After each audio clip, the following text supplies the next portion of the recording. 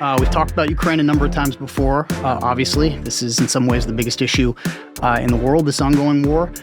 But since we last recorded, there have been a number of developments, I think, that are worth just laying out and giving people a sense, I think, of where this all stands. So we've had the production of a 28-point peace plan.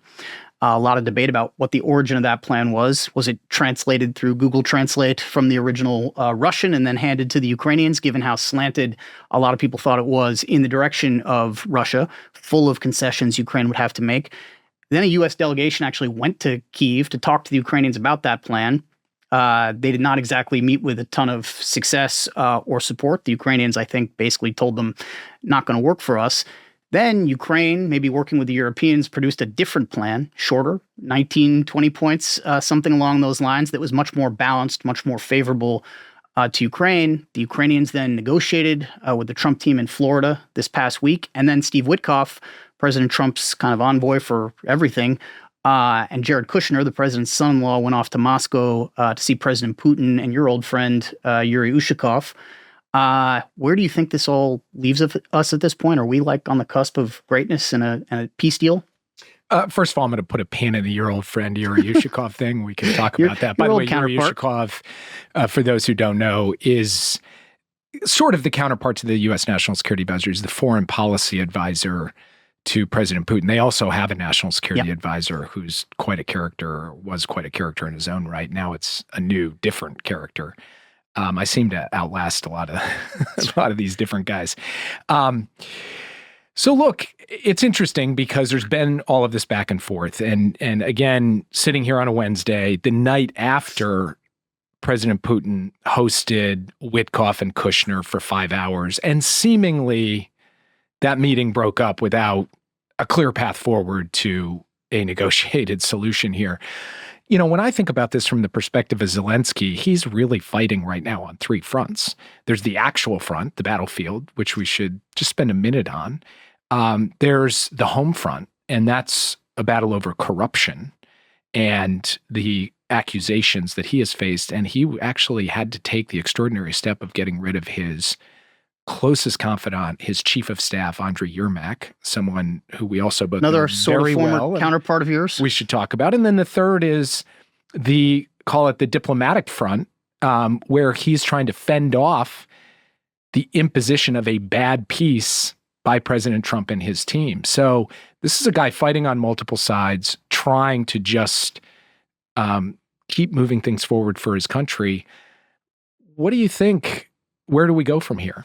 Well, I mean, the Trump administration, I guess somewhat understandably, does feel like there's opportunity in this crisis for Zelensky, as you just laid out, that maybe because he's a bit damaged by this corruption scandal, maybe because things are not going that well on the battlefield. Again, at least according to the Trump administration, I have to say, you and I both talked to plenty of people who are still involved in this conflict. And the read I get is that the story is not great for Ukraine on the battlefield. They are slowly losing territory. But that phrase, slowly losing territory, you could have applied basically to the last 2 years of the war. And there is nothing I see and nothing I have heard that suggests any sort of imminent collapse of the Ukrainian front lines. We don't know what we don't know anymore. But part of the squeeze play that the Trump administration seems to be trying to run is convince the Ukrainians, look, you've got a real problem with this corruption scandal. You are losing on the battlefield. And if you don't make peace soon, you might lose.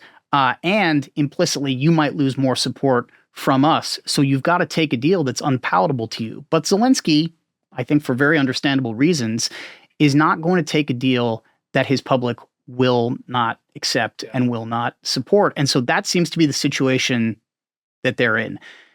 For him to make a deal, he would have to give up a whole bunch of territory that Ukraine currently controls and that Russia cannot take militarily. He doesn't seem ready to do that. By the way, Putin doesn't seem ready to take this deal either. Well, I want to come on to Putin in a second, but just to stick on this point on the battlefield for a minute, I agree with you that the situation has not dramatically changed. Ukraine is having to cede ground very slowly, but Russia is having a devil of a time making substantial progress on the battlefield. Even though Putin has gone out and said we've captured this city of Pokrovsk, it's going to take them a long time to get the rest of Donetsk. But somehow, as you said, the Trump administration keeps saying Ukraine's on the brink of some catastrophic military defeat. Do you think they really believe that? Or is this gamesmanship to try to force a deal? Or at the senior levels, do they just have a different view of what's likely to happen on the battlefield? Look, I think battlefield analysis is notoriously, I would say, not great, to be honest. I mean, we got all kinds of reads at different points from experts in our system. I mean, we gave our own reads sometimes, but predicting where a conflict is going to go is not something I think anybody's particularly good at.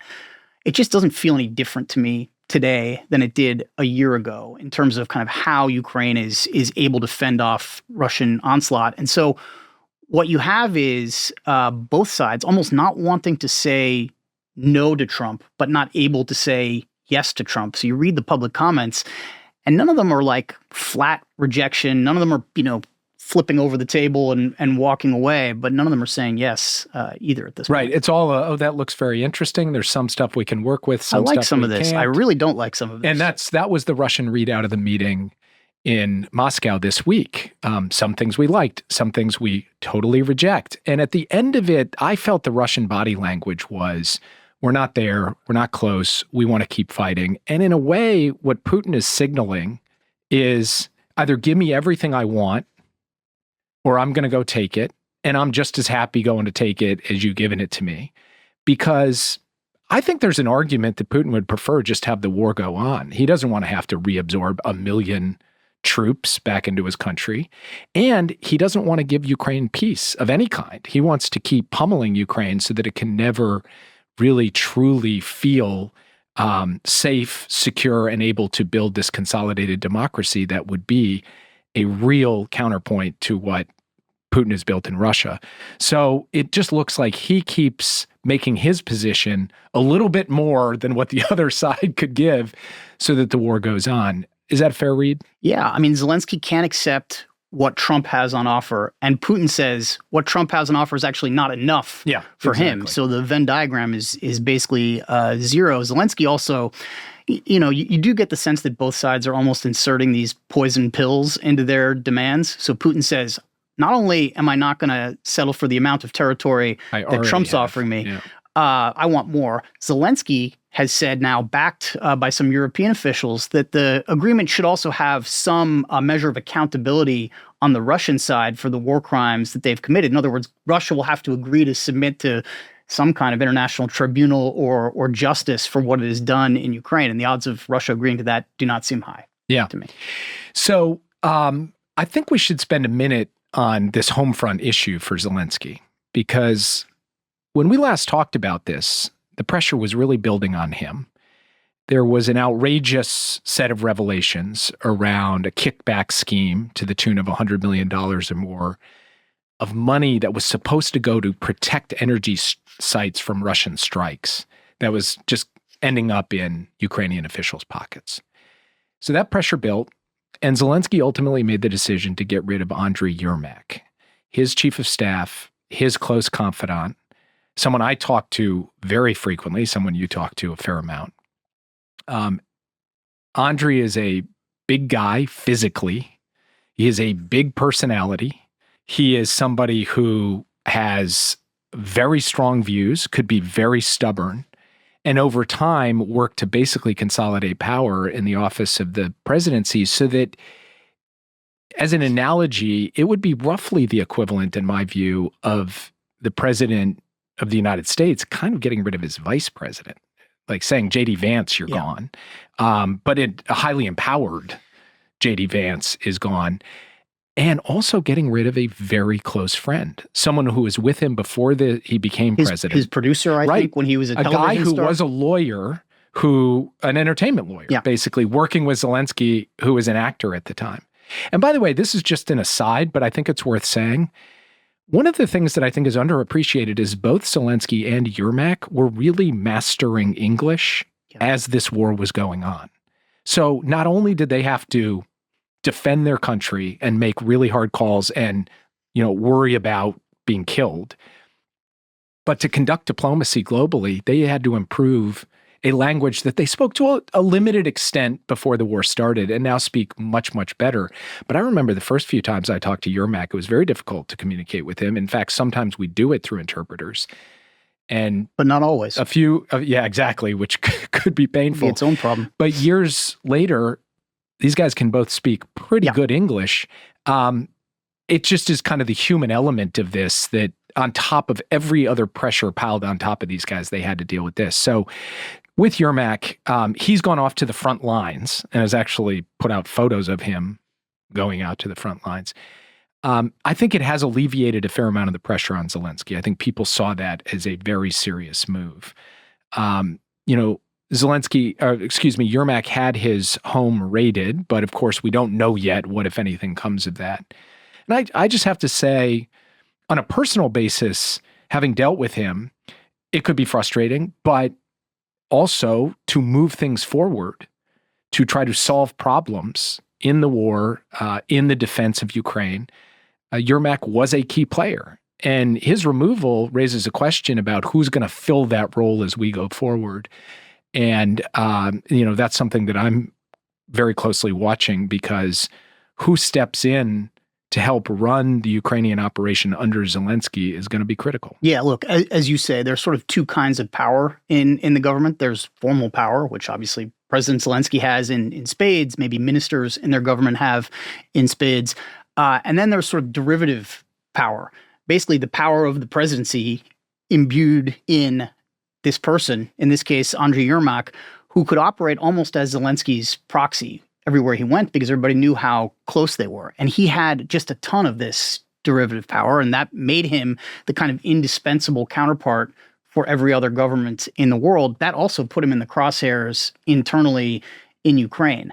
I mean, we've been hearing allegations, rumors, charges that either he was corrupt or that he was sort of abusing his authority going back quite some time. The knives had been out for him, and he finally now has moved on to other things, as you say, possibly going to the front lines to fight. At least that's what he says, and that's what the photographs suggest. So a major, major move, taking the air out of the balloon in this scandal, but maybe not the end of it. Rumors are there are going to be other shoes to drop, other people who will be implicated, including people in his inner circle. So this is something we're going to have to watch. One more point I would make. I talked to Andriy the night the war kicked off, as Russian planes were in the air and Russian tanks were rolling on the ground. And in that conversation, President Biden then spoke with President Zelensky shortly thereafter. I actually wasn't sure, was I ever going to speak with him again? There is this sense now so deep into the war that I think when you step back, we lose sight a bit of what happened at the beginning and how touch and go this whole thing was, and how in a different world, Russia rolls into Kyiv and Ukraine ceases to exist. And instead of that, Ukraine stands, Kyiv stands, and will stand no matter what happens. And for that, Yermak and Zelensky and all those other guys who stood tall that day, I think they do deserve a great deal of credit. When in other parts of the world, in other conflicts, people didn't stand tall and their capitals fell. Yeah, these are historic figures. And I think we will always remember that night sitting in your office as the war was starting, the president talking to President Zelensky on the phone, and Zelensky saying something along the lines of, I don't remember the exact quote, but basically, I'm not sure when we'll be able to speak again. And I think all he meant was, I'm going to be busy and managing this war. Or they'll cut the lines. Yeah, right. Anything like that. Yeah. But the other kind of implicit message there was like, we weren't sure if he was going to make it at that point. And probably he wasn't sure either. So it's a good reminder. I will say it also kind of underscores the challenge of peacemaking for the Trump administration, which is when a country is very strong and feeling like they have the upper hand on the battlefield, they are very disinclined sometimes to make peace because they want to press the advantage and win a military victory. When a country is on the back foot, as maybe arguably Ukraine is right now, because of this corruption scandal, because of these mounting, even if they're small, losses on the battlefield, they're also disinclined to want to make peace because they feel like they can't get the terms that they need. They don't have the strength at the negotiating table.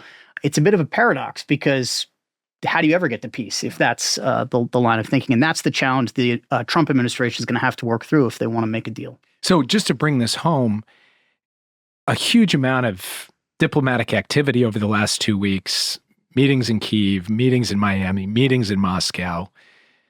Where are we? Are we any further down the track? Are we basically where we've always been? Is the war just going on? What's your read? It's the story of this issue that I suspect if and when we decide to talk about this next week or the week after, it's going to be a version of this same conversation. My take is we have not reached yet an inflection point in the conflict. And maybe part of the answer to the question of when do you get out of that paradox you just described is just both sides are exhausted. Yeah.